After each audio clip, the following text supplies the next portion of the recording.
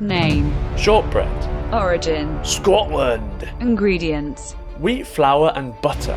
Nutrition. Around 90 calories per biscuit. Strength. Absorption strength. Weakness. Bit dry. Interesting fact. In December, we made an episode about how to make the perfect cup of tea, and we missed a vital factor of enjoying your perfect cup of tea. The cornerstone to a great brew is a complementing biscuit, and thanks to viewer Lewis Franca, we will now find out what the best biscuit is. Thoughts?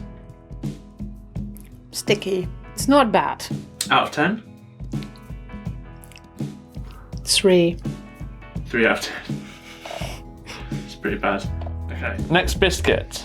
That's more my style. Yeah? Next biscuit. So simple but so good. That's a 9. A 9. Now, another important factor is dunking efficiency. A dippy biscuit is a cultural phenomenon in the UK, and the very last thing you want to see is your soggy biscuit breaking off into your tea under pressure.